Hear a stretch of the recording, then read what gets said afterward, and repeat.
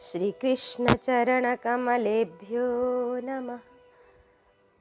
श्रीमद् भगवत भक्तेभ्यो नमः।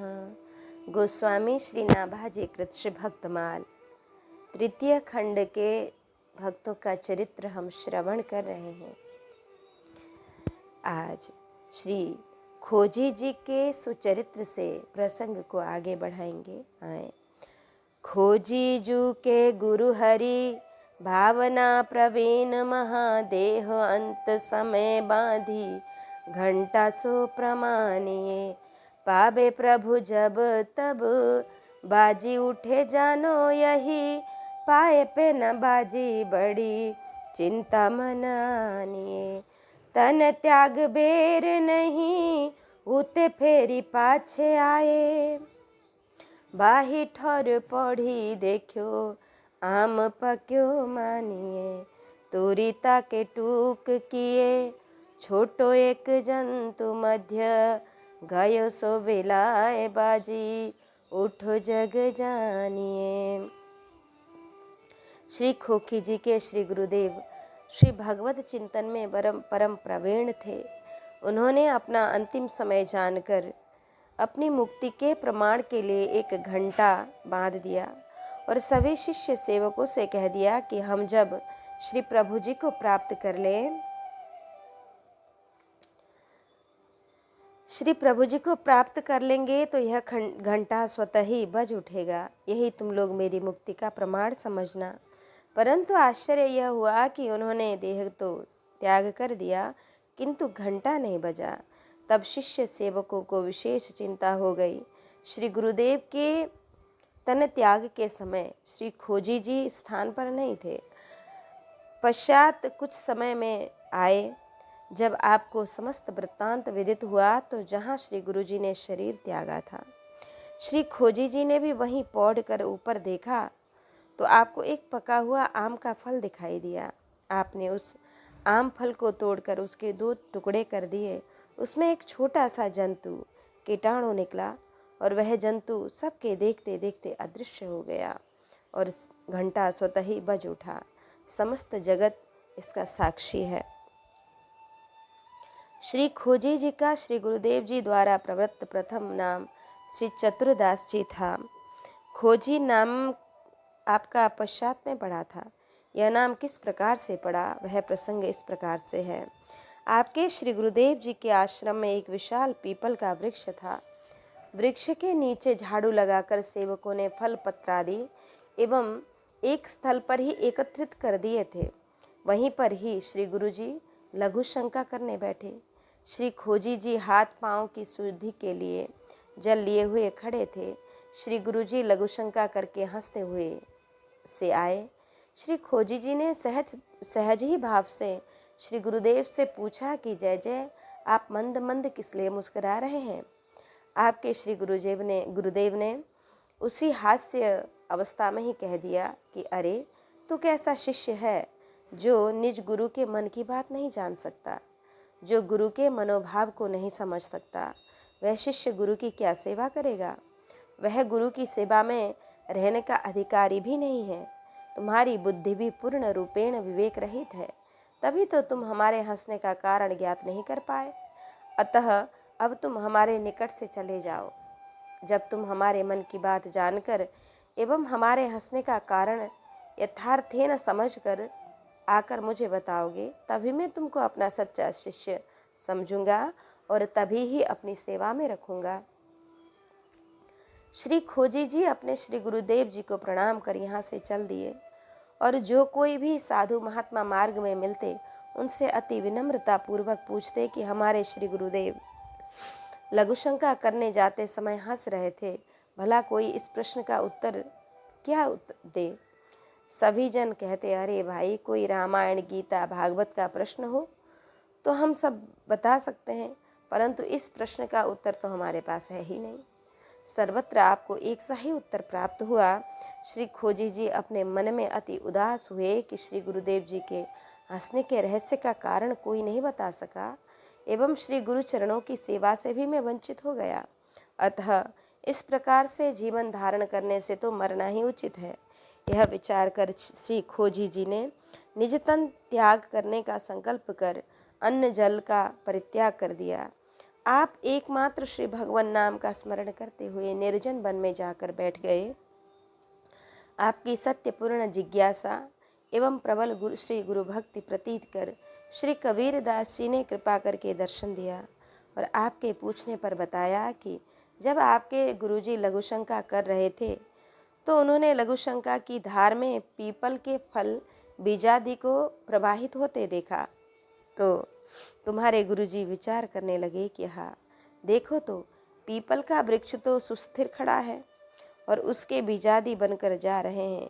इसी प्रकार ब्रह्म सदा एक रस सुस्थिर रहता है और जीव अविद्या के वशीभूत होकर संसार में भटकते रहते हैं। पुनः जब तक फल वृक्ष में लगा रहता है तो कितना प्रिय लगता है, एवं उससे वृक्ष से उस फल के पृथक हो जाने पर अब वह मल मूत्र में पड़ा हुआ है। इसी प्रकार से जीवात्मा भी जब तक श्री प्रभु चरणारविंद में निमग्न रहती है तब तक तो वह कितना सुंदर एवं सुखी रहता है। उसके सर्वानंद का कौन वर्णन कर सकता है। परंतु वही जीवात्मा जब भगवान से विमुख एवं उनके श्री चरण कमलों से पृथक हो जाता है तो वह भव प्रवाह में गर्भाशय के मलमूत्र में बहता रहता है। जीव जब ते हरिते विलगान्यो तब ते देह गेह निज जान्यो, माया वश स्वरूप बिसरायो ते ही भ्रमते दारुण दुख पायो। जैसे बीज में वृक्ष तथा वृक्ष में बीज मूल रूप से विद्यमान है, उसी प्रकार से परमात्मा में समस्त जगत और जगत में परमात्मा विद्यमान है। उसी साधारण प्रसंग से ही इतनी महान शिक्षा प्राप्त कर आपके श्री गुरुदेव जी हास्य युक्त हुए थे। एक दोहा द्वारा श्री खोजी जी ने इस प्रसंग को प्रकाशित किया है।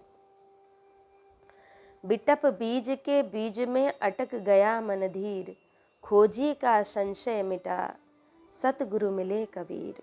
श्री कबीर जी के द्वारा रहस्य बोध कर श्री खोजी जी अपने श्री गुरुदेव जी के पास आए और इनके हंसने का अभिप्राय एवं मनोभाव का श्री खोजी जी ने उपयुक्त रहस्य बताया।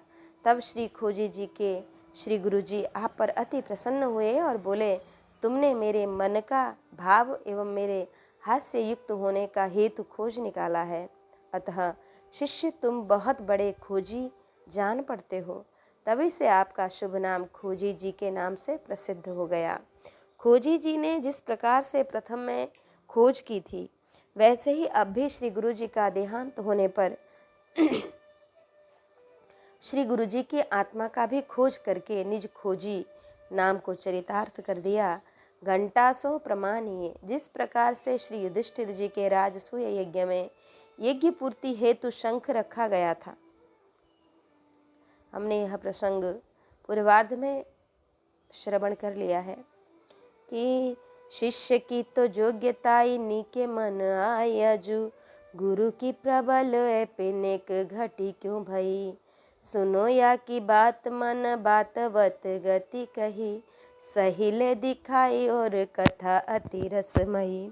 वे तो प्रभु पाए चुके प्रथम प्रसिद्ध पाछे, आछो फल देखी हरि जोग उपजी नई।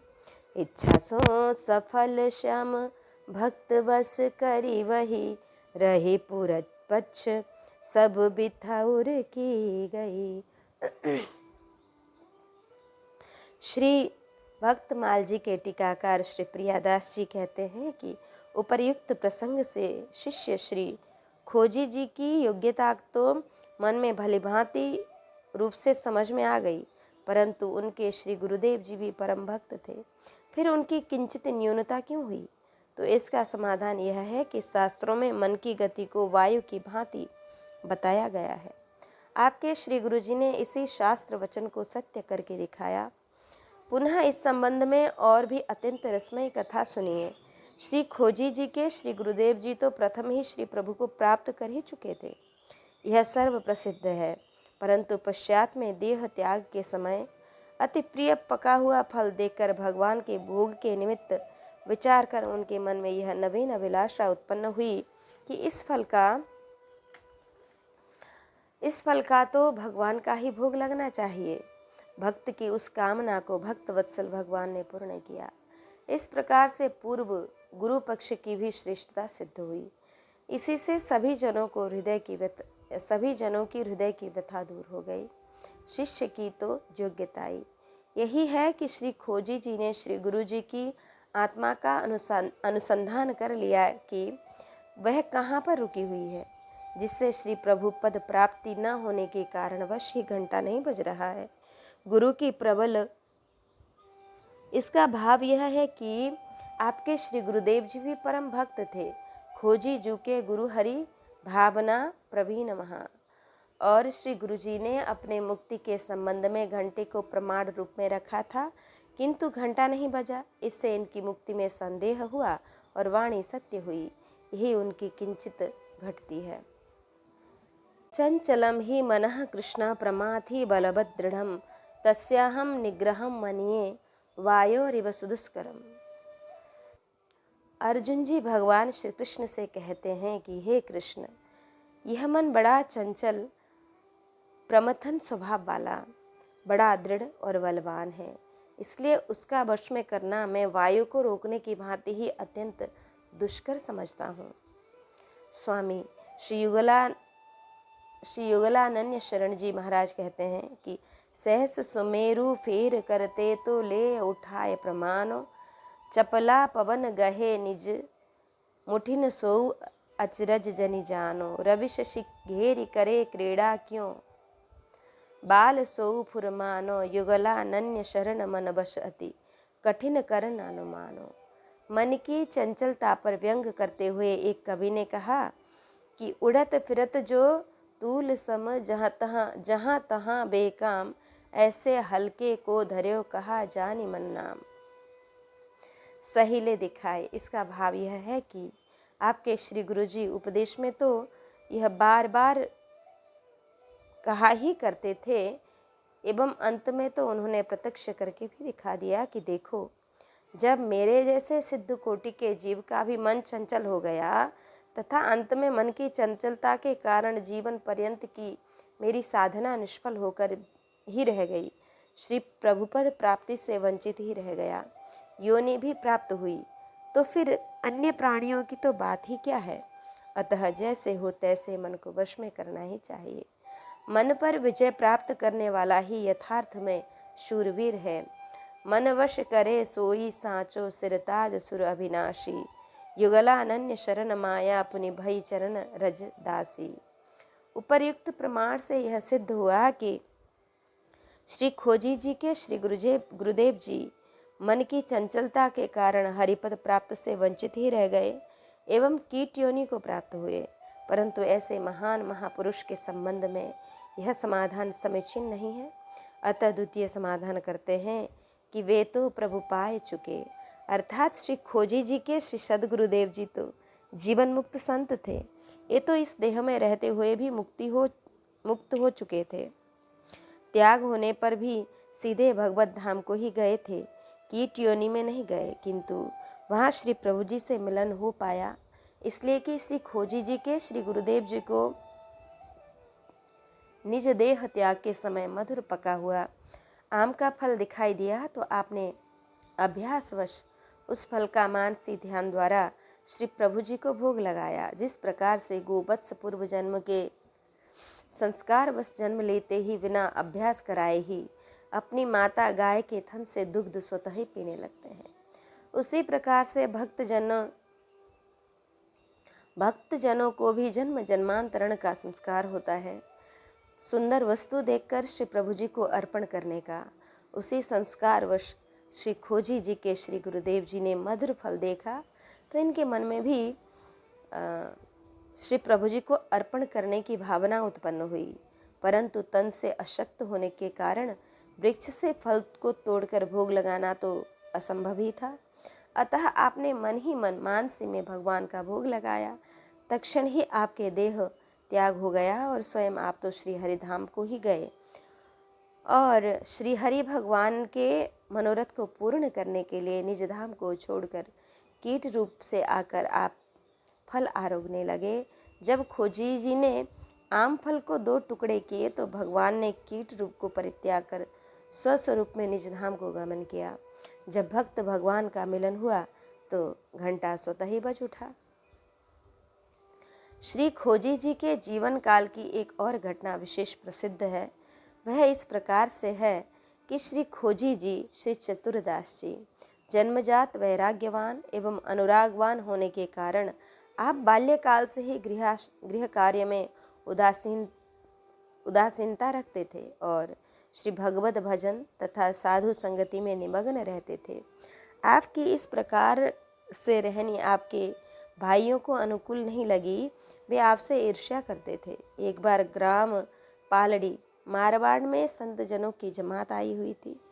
आप दिन रात्रि संतों के सानिध्य में रहकर कथा वार्ता सत्संग में ही निमग्न रहते थे। इसी मध्य आपके श्री पिताजी का देहावसान हो गया। घर में श्री गंगा जी अधिक दूर थी। श्री खोजी जी के भाइयों ने कहा कि श्री गंगा लाभ के बिना जीव की सद्गति नहीं होती है, इसलिए तुम श्री पिताजी के फूलों को ले जाकर श्री गंगा जी में प्रवाहित कराओ, तभी पितृ ऋण से मुक्त हो सकोगे। तब चतुरदास बोले, सुनो भाई, श्री हरिनाम सदा सुखदाई। जब हरिजन हरिनाम उच्चारें, आप तरें औरन को तारें, घूमत भगत नाम मुख मोले, तीरथ गंगा पाछे डोले। भक्ति विमुख भाइयों को इन वचनों में सहज विश्वास क्यों आने लगा? वे तो समझते थे कि आलस्यवश ये ऐसा कह रहे हैं। अतः आपके भाइयों ने बलपूर्वक श्री खोजी जी को श्री गंगा जी के लिए भेजा। श्री खोजी जी पिताजी के फूलों को लेकर संत जनों के साथ श्री भगवान नाम संकीर्तन करते हुए चल दिए। कुछ ही दूर चलने पर मार्ग में जल से भरे हुए स्वर्ण कलश शीश पर रखे हुए दिव्य देवियों का एक समुदाय श्री चतुरदास जी के समीप आया और उन्हें प्रणाम कर सभी देवियां पूछने लगी, भक्तवर, आप कहाँ जा रहे हैं?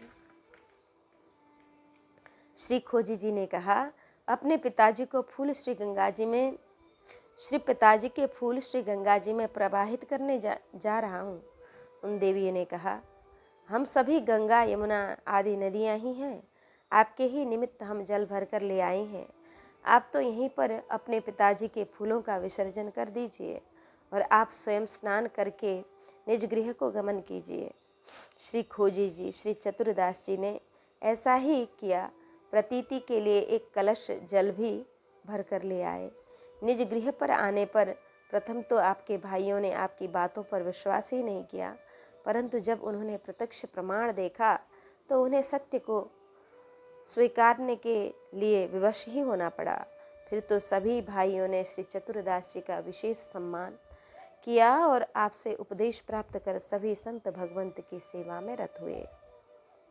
श्री खोजी जी के उपदेश के कुछ शब्द हैं। खोजी खोयो खाक में अनुपम जीवन रत्न, किन्हो मूरख क्यों नहीं श्री राम मिलन को यत्न। खोजी खोजत जग मुआ लगा न कछु ही हाथ, तज के जग जंजाल को प्रभु सीता भजु सीता रघुनाथ। खोजी खटपट छोड़ के श्री प्रभु पद में मन जोड़, कामन देगी अंत में पूंजी लाख करोड़। खोजी कहे पुकारी के ऊंचो श्री वैष्णव धर्म, पट तरया के होए किमी यज्ञादिक सत्कर्म। वानो श्री रघुनाथ को खोजी धार्यो अंग, तब कैसे नी को लगे श्री हरि विमुखन को संग। खोजी ताल बजाए के सुमिरो श्री रघुवीर, जिनकी कृपा कटाक्ष ते छूटे जात भवभीर। फल टूटो जल में गिर्यो खोजी मिटी न प्यास, श्री गुरु तज के गोविंद भजे निहचे नरक निवास। श्री खोजी जी के उपदेश में श्री भगवान नाम का महत्व बताया। भगवान से भी बढ़कर श्री गुरुदेव जी की सेवा बताई। इस प्रकार से अभी हमने श्री खोजी जी के उपदेश को श्रवण किया, उनके चरित्र को श्रवण किया। आए अब श्री राका बाका जी का सुचरित्र श्रवण करें।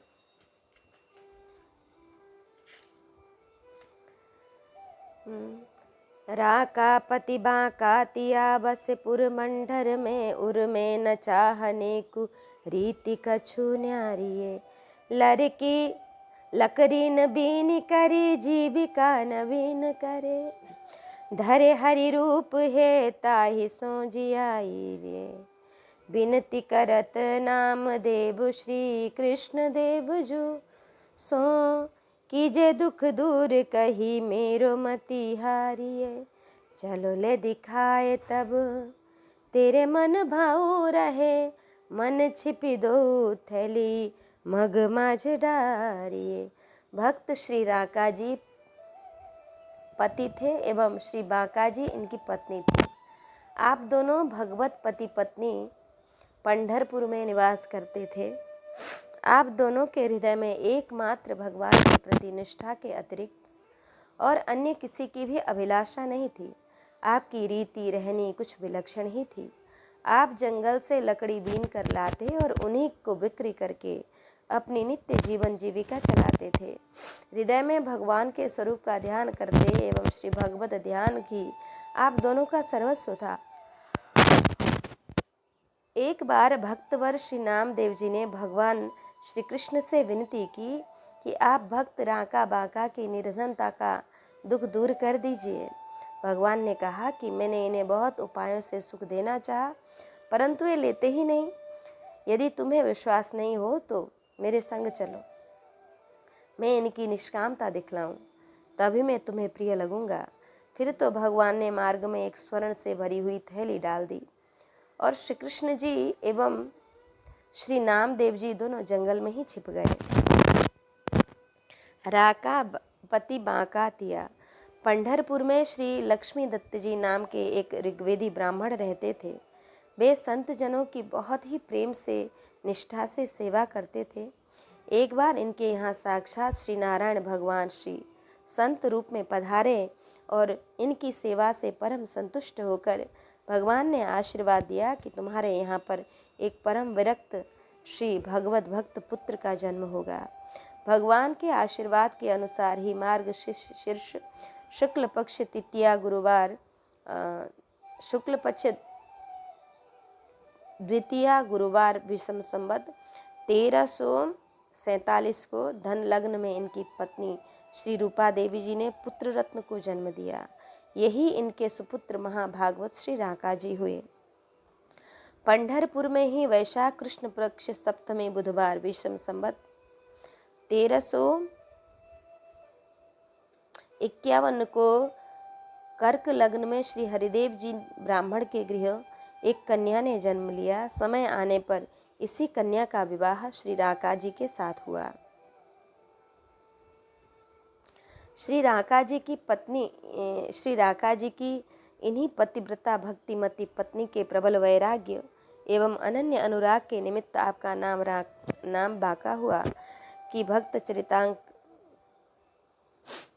में यह लिखा हुआ है। आप पति पत्नी दोनों ही परम भक्त थे, अतः सुचारू रूप से आपका भजन साधन चलता था। एक वैष्णव हो और एक अवैष्णव हो तो बड़ा धर्म संकट उपस्थित हो जाता है। उर्मे न चाहने को, इसी से श्री राका जी श्री बांका जी की अत्यंत ही निष्कामता दर्शाई गई। निष्कामता के संबंध में हम देख सकते हैं पूर्वार्ध में 295 बड़ो निष्काम की व्याख्या।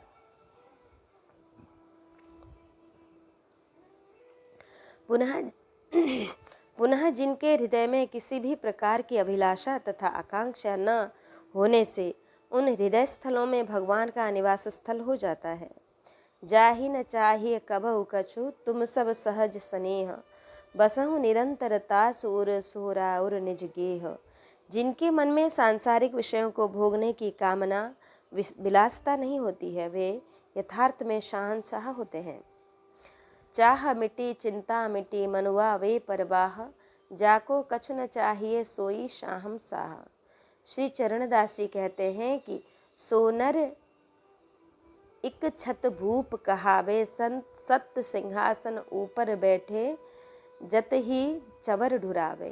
दया धर्म दुई फौज महाले, भक्ति निशान चलावे। पुण्य नगारा नौबत बाजे, दुर्जन सकल हलावे। पाप जलाए करे चौगाना, हिंसा कुबुधि नसावे। मोह मुकद्दम काढ़ी मुलुक सो, ला वैराग बसावे। साधन नायब जित तित भेजे, दे दे संजम साथा। राम दुहाई सगरे फेरे, कोई न उठावे माथा।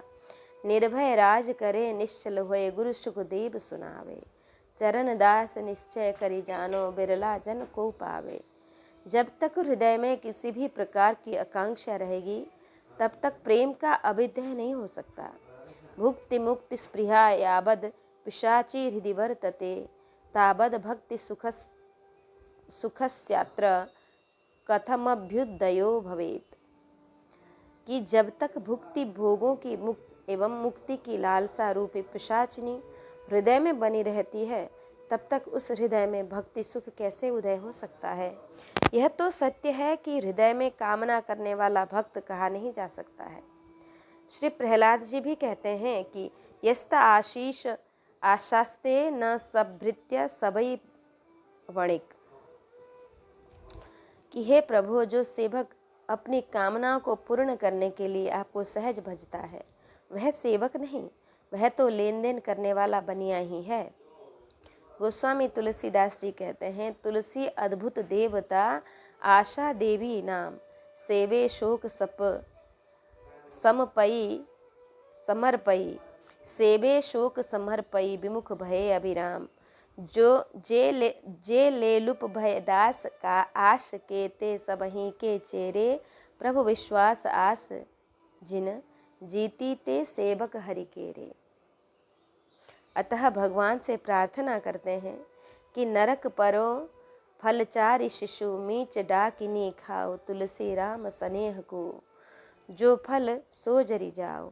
अतः श्री राका बांका जी यद्यपि लोक दृष्टि से बड़े रंक थे और दरिद्र थे, एवं दरिद्र को यद्यपि सदा धन की आवश्यकता बनी ही रहती है, परंतु इनके हृदय में किंचित मात्र भी धन की अभिलाषा थी ही नहीं। रीति कछु न्यारिये, प्रेम का पंथ सबसे अद्भुत ही होता है। प्रेम को पंथ हमारो, सब जगते न्यारो। श्री डाका बांका जी प्रेम पथ के ही पथिक थे, अतः इसलिए ही रीति कछु न्यारिये कहा। जीविका नवीन करे, इसका भाव यह है कि श्री डाका बांका जी मात्र एक दिन के लिए ही श्रम करते थे, द्वितीय दिवस के लिए कुछ संग्रह करके रखते नहीं थे। नित्य नवीन श्रम द्वारा अर्थोपार्जन करते और उदर पोषण करते थे। प्रतिदिन कमाना, प्रतिदिन भोजन करना, प्रतिदिन कुआं खोदना, प्रतिदिन पानी पीना। कि धरे हरि रूप हिये, ताहि सो जियारिये। गोस्वामी श्री तुलसीदास जी कहते हैं, भगवान को नित्य हृदय में धारण करने वाले परम अकिंचन भक्तों के समक्ष इंद्र भी न्यून पड़ जाते हैं। 8 गांठ कौपीन में औ भाजी बिनु लोन, तुलसी रघुबर उर बसे, इंद्र बापुरो कौन। राम अमल माते रहे, पीबे प्रेम निशंक, 8 गांठ कौपीन में कहे इंद्र सो रंक। कि विनती करत नामदेव। प्रथम तो श्री नामदेव जी ने भगवान को प्रेम उपालंब दिया।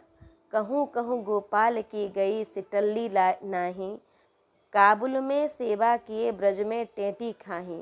कहूँ कहूँ गोपाल की गई, सिटल्ली नाही, विमुख लोग घोड़ा चढ़े, काट बेच जग खाही। पुनः कहा भयो जल में, जल वर्षत वर्षत नाही, खेत जहाँ सूखा। अघाए आगे बहुत परोसत, परसत नाही, मरत जहाँ भूखा। तत्पश्चात श्री नामदेव जी ने श्री डाका बांका जी के दारिद्र्य दूर करने के लिए भगवान श्री कृष्ण से प्रार्थना की। मेरी मति हारिए। भगवान ने कहा कि नामदेव जी, मैं क्या करूं? श्री डाका बांका जी कुछ लेते ही नहीं। श्री नामदेव जी ने भगवान से झुंझला कर कहा कि आप इन्हें कुछ देते ही नहीं, वह बेचारे तो ले कैसे और क्या लें? भगवान ने कहा कि यह बात कदापि नहीं, मैं तो उन्हें देते देते परास्त हो गया हूँ। लेकिन वे कुछ भी स्वीकार नहीं करते हैं। श्री नामदेव जी को विश्वास नहीं हो रहा था कि राका बाका जी इतने निर्धन हैं जो कि देने पर लेंगे क्यों नहीं। फिर देने वाले को भी कोई संसारी नहीं, देने वाला भी कोई संसारी नहीं, स्वयं भगवान ही है, तब वे क्यों नहीं लेते। श्री प्रभु जी आप मात्र मुझे भ्रमित करने के लिए ही ऐसा कह रहे हैं। तब श्री ठाकुर जी ने कहा कि चलो नामदेव जी, मैं प्रत्यक्ष चलकर तुम्हें दिखा दूं कि राका बाका जी का अद्भुत त्याग। आए दो तिया पति पाछे बधु आगे स्वामी, औचक ही मग माज संपत्ति निहारिए। जानियो जो बती जाती कभू मन चली जात, याते बेगी संभ्रम सो धूरी बापे डारिए। पूछिया जो कहा कि ओ भूमि में निहोरी तुम, कही बही बात बोली धन हूँ बेचारिए। कहे मोकुरा का पे बाका आज देखी तुम्ही, सुनी प्रभु बोले बात साची है हमारी। उसी समय श्री राका बाका जी पति पत्नी सहित दोनों ही उसी मार्ग से आए। आगे आगे पति श्री राका जी थे और पीछे पीछे इनकी पत्नी श्री बाका जी थी। एक श्री राका जी ने मार्ग में पड़ी हुई संपत्ति अर्थात मोहरों से भरी हुई एक थैली देखी। उसे देखकर इन्होंने विचार किया कि मेरी पत्नी स्त्री जाति है, वैसे यद्यपि निष्काम है, फिर भी कभी कभी दृष्टि पथ में आने पर लौकिक वस्तुओं में मन चलायमान हो ही जाता है। अतः श्री राका जी ने अति शीघ्रतापूर्वक उस थैली को मिट्टी से ढक दिया। श्री बाका जी ने पति से पूछा कि अजी, आपने यहाँ पृथ्वी पर अभी झुककर क्या किया है। तब श्री राका जी ने अपनी पत्नी को सत्य बात बता दी। तब श्री बाका जी ने कहा कि अभी आपके मन में धन की महत्वाकांक्षा का बोध बना ही हुआ है।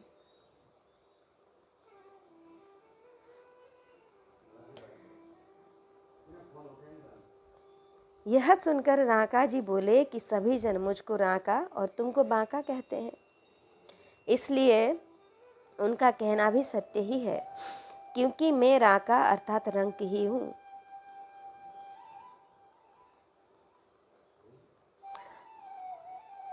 और तुम बाका अर्थात श्रेष्ठ मुझसे बढ़कर ही हो। यह बात मैंने आज प्रत्यक्ष देख ली है। राका बाका इन दोनों की आपस की वार्ता है सुनकर भगवान श्री कृष्ण और श्री नामदेव जी से बोले कि देखो, हमारा कथन सत्य हुआ ना। ये राका बाका जी धन से कितने निष्प्रिय हैं।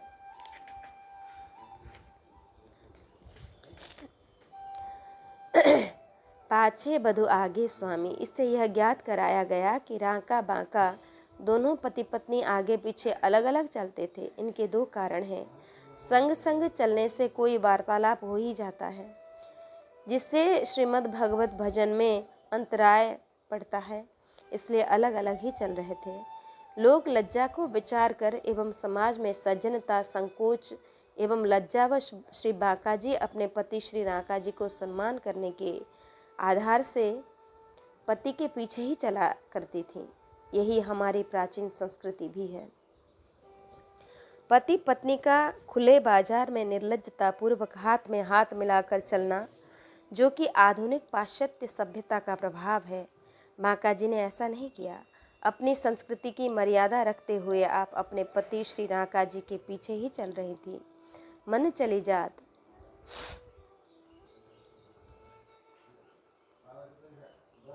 धन हूँ बिचारिए। इसका भाव यह है कि विवेक का उदय होने पर धन आदि में महत्व बुद्धि नहीं रह जाती, अर्थात उनकी धन में आसक्ति नहीं होती है। ज्ञानी के लिए मिट्टी का ढेला, पत्थर और स्वर्ण, इन दोनों का महत्व एक सा ही है। सम दुख सुख स्वस्थ समलुष्टा स्म कांचन, तुल्य निप्रिया प्रियो धीरस तुल्य निंदा मसंस्तुति। विवेकमान त्रिगुणातीत परम पुरुष, निरंतर आत्मा भाव में स्थित रहने वाला, सुख दुख को समान समझने वाला, मिट्टी पत्थर और स्वर्ण में समान भाव वाला, प्रिय एवं अप्रिय को बराबर समझने वाला, परम धैर्यवान, तथा अपनी निंदा स्तुति में भी समान भाव रखने वाला होता है। मातृवत परदारेषु परद्रव्येषु लुष्टवत आत्मवत सर्वभूतेषु यह पश्यति स पंडितः। जो परस्त्रियों को मातृभाव से देखता है, परधन को मिट्टी के ढीले के तुल्य देखता है, समस्त प्राणियों को आत्मभाव से देखता है, वह ज्ञानी है। श्री बांका जी ने अपने पति राका जी से कहा कि यदि आपका इस प्रकार का दृढ़ विवेक होता तो आप मिट्टी रूपी स्वर्ण को मिट्टी से ढकने का प्रयत्न ही नहीं करते। श्री राका जी अपनी पत्नी बांका जी के इन वचनों को सुनकर आपको यह अनुभव हुआ कि जैसा मेरा नाम राका है वैसे ही वस्तु तस्तु में ज्ञान रक्त हूँ, और यह मेरी पत्नी बांका अपने नाम को चरितार्थ करती हुई मुझसे श्रेष्ठ तर बांका ही है। कहते हैं कि उस दिन पति पत्नी श्री राका बांका जी ने उपवास किया। आप दोनों को स्वर्ण मुद्राओं के दर्शन से विशेष ग्लानि हुई थी कि भगवान का दर्शन न होकर भगवान की माया का ही दर्शन क्यों हुआ। फिर उपवास के अनंतर दोनों ने यह शिक्षा ग्रहण की कि देखो, माया का दर्शन मात्र करने से हमें उपवास करना पड़ा। यदि कहीं स्पर्श कर लेते तो न जाने कौन सी गति प्राप्त होती, और उसको ग्रहण कर लेने पर तो हमारा उद्धार असंभव ही हो जाता। अतः जिन प्राणियों को अभी अपनी नश्वरता का बोध नहीं हुआ, अतः वह अपना आत्मकल्याण करने की अभिलाषा करते हैं एवं आवागमन मार्ग का उल्लंघन करना चाहते हैं, तो उन्हें विस्मृत होकर भी माया की ओर दृष्टिपात नहीं करना चाहिए। नामदेव हारे हरिदेव कही और बात, जो पेदाह गात चल्यो लकरी सकेरिए। आए दो बीनीवे को देखी एक ठोर देखी, दोइहु मिली पाबे तो हाथ नाही छेरिए। तब तो प्रगट श्याम ल्यायो लेवाए घर, देखी मूड फोर्यो कहो ऐसे प्रभु फेरिए। बिनती करत कर जोरी अंग पट धारो, भारो बोझ पर्यो लियो चीर मात्र हेरिए। भगवान की ही विजय हुई एवं श्री नामदेव जी की पराजय हो गई, क्योंकि नामदेव जी ने कहा था कि आप देते नहीं राका बांका को। प्रभु ने कहा था मैं देता हूँ, वो लेते नहीं। तो नामदेव जी ने कहा कि आप झूठ बोलते हैं, आप मेरे सामने कीजिए, दीजिए। तब प्रभु ने नामदेव जी को दिखाया कि भगवान श्री कृष्ण ने एक और बात कही कि नामदेव जी, यदि तुम्हारे मन में विशेष परिताप है कि श्री राका बांका जी की सहायता करनी ही चाहिए, तो चलो इनके लिए इसी जंगल से लकड़ियाँ इकट्ठी करें। फिर तो स्वयं भगवान श्री कृष्ण ने और श्री नामदेव जी ने लकड़ियाँ इकट्ठी की। तदुपरांत श्री राका बांका जी लकड़ी बीनने आए तो इन्होंने जहाँ तहाँ लकड़ियों का ढेर लगा देखा, तो ये मन में विचार करने लगे कि आज तो हमारे आने से प्रथम में ही कोई लकड़ियाँ इकट्ठी कर गया है। फिर तो आपका मन ऐसा भयभीत हुआ कि जहाँ पर 2 लकड़ियाँ थीं, 2 लकड़ियाँ भी एक साथ में रखी हों तो आप उनको छूते ही नहीं थे। तब तो भगवान श्री श्याम सुंदर ने स्वयं प्रकट होकर राका बांका जी को साक्षात दर्शन प्रदान किया। श्री राका बांका जी श्री ठाकुर जी को निज कुटिया पर साथ में ही ले आए। भगवान के संग में श्री नामदेव जी को देखकर राका बांका जी ने झुंझला कर कहा कि अरे मूढ़ फोरा,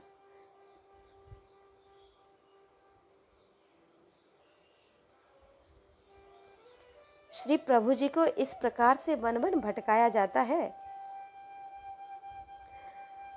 भगवान ने श्री राका बांका जी से कुछ निज स्वेच्छानुसार मांगने का अनुरोध किया।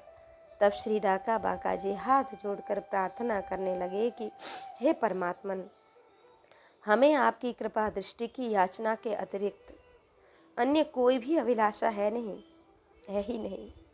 तब श्री नामदेव जी ने हाथ जोड़कर श्री राका बांका जी से अनुनय विनय पूर्वक कहा कि अच्छा, तो तुम्हें कुछ भी नहीं चाहिए, तो श्री प्रभु जी का आपके प्रति परम स्नेह अपनापन को दृष्टिपात करते हुए तुम भगवान श्री कृष्ण जी का एक प्रसादी वस्त्र ही निज तन पर धारण कर लो।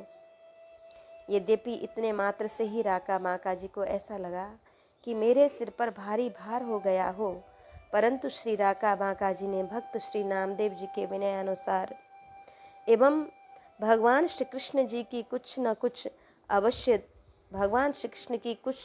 कुछ अवश्य देने की रुचि के अनुसार श्री राका बाका जी ने श्री कृष्ण जी का महाप्रसादी वस्त्र मात्र स्वीकार कर लिया। हाथ नहीं छेड़िए। श्री राका जी ने निज पत्नी से कहा कि ऐसा लगता है कि आज कोई महान दरिद्री अथवा असंतोषी जंगल में लकड़ी बटोरने आया था।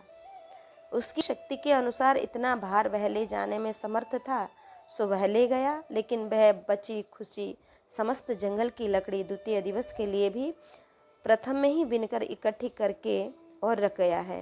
राका बाका जी की यह वार्ता सुनकर भगवान ने मुस्कुराकर श्री नामदेव जी से कहा कि देखो श्री राका बाका जी, हमारी इकट्ठी की हुई लकड़ियाँ तो ली नहीं। श्री राका बाका ने हमारी इकट्ठी की हुई लकड़ी ली ही नहीं और हमारा किया हुआ परिश्रम भी व्यर्थ ही गया, और उल्टे दरिद्री, कंगाल, असंतोषी इस प्रकार से इनके द्वारा शब्द श्रवण करने को और प्राप्त हुए। यह कथन भी है कि लोभी जन को छोटा भी बड़ा प्रतीत होता है और असंतोषी जन को बड़ा भी छोटा प्रतीत होता है। घर घर डोले दीन होए जन जन चाह जाचत जाए, दिए लोभ चश्मा चखनी लगहु बड़ो लखाए, देख मूड फोरियो कहो। श्री नामदेव जी का यह नाम मूड फोरा श्री राका जी की सुपुत्री का रखा हुआ है। वह प्रसंग इस प्रकार से है कि एक दिन श्री राका भक्त जी की सुपुत्री और श्री नामदेव भक्त जी की सुपुत्री ये दोनों कुआं पर जल भरने गई थी। श्री राका जी की पुत्री ने श्री नामदेव जी की पुत्री से कहा, देखो हमको छूना नहीं। तब श्री नामदेव जी की पुत्री ने कहा, हम में ऐसा क्या दोष है जो तुम मुझसे छू जाने से भयभीत होती हो। तब राका जी की पुत्री ने कहा कि तू मूढ़फोरा की बेटी है। तेरे पिताजी ने भगवान को मूढ़ फोड़कर गला काटकर मर जाने की धमकी देकर दुग्धपान कराया था। फिर भी तो तेरे पिता श्री नामदेव जी भक्ति की ठसक रखते हैं, अतः तुम छूने योग्य नहीं हो। इन बात को सुनकर श्री नामदेव जी की बेटी ने अत्यंत रोषयुक्त होकर आकर अपने पिताजी से सब बातें ज्यों के त्यों सुनाई। तब श्री नामदेव जी ने कहा कि बेटी, श्री राका जी की पुत्री ने यह बात तो सत्य ही कहा है, परंतु इतना अवश्य है कि हल्दी जितनी अधिक पिसती है उतना ही अधिक रंग देती है। उसी प्रकार ही भक्ति की निष्ठा की कसौटी पर चढ़कर ही निखरती है तो वह मैंने भक्ति में कोई अपराध तो नहीं किया है, निखरती है। अतः यदि मैंने अपनी स्वतः मृत्यु करने की धमकी देकर श्री ठाकुर जी को दुग्ध पान करा दिया है तो वह मैंने भक्ति में कोई अपराध तो नहीं किया है। उसी दिवस की बात को स्मरण कर एवं लक्ष्य करके श्री राका जी ने श्री नामदेव जी को मूढ़फोरा कहा। ऐसे प्रभु फेरिए। श्री बाका जी ने भगवान से पूछा कि प्रभु, आपने ऐसा कष्ट मेरे लिए क्यों किया। तब भगवान ने श्री नामदेव जी की ओर संकेत करते हुए कहा कि इन्होंने जैसा कहा वैसा ही मैंने किया। तब श्री राका जी ने झुंझलाकर श्री नामदेव जी से कहा कि जैसे तुमने अपने स्वार्थवश हो निज गर्दन पर छुरी रखकर भगवान को धमकी देकर प्रकट होने के लिए विवश किया, वैसा ही सभी को समझते हो क्या। श्री नामदेव जी, तुम्हें मुझ तुच्छ प्राणी के लिए भगवान को इस प्रकार से वन वन भटकाना नहीं चाहिए था। श्री प्रभु जी के सुकोमल श्री चरण कमल वन की कठोर भूमि में कष्ट पाए होंगे। तुमने श्री नामदेव जी यह कार्य मेरे अनुकूलतावश नहीं किया। यहाँ पर ऐसे प्रभु के दो अर्थ होंगे। ऐसे कोमल तन प्रभु को इस प्रकार से काष्ठ बटोरने के लिए भन भन घुमाया। अंग पटधारो। भगवान ने श्री राका जी से अत्यंत प्रेमानुरोध पूर्वक कहा कि हमसे कुछ वरदान मांग लो। तब श्री राकाजी ने कहा कि जय जय, निज स्नेह युक्त दृष्टि से आप इस समय मुझको देख रहे हैं, इसी दृष्टि भाव से क्या आप वरदान देने पर भी देखेंगे? तब भगवान ने मुस्कुरा कर कहा कि लेन देन का व्यापार करने वाले भक्तों की ओर स्नेह युक्त दृष्टि से नहीं देखा जाता। इस पर एक दृष्टांत है कि फकीर की बेटी का।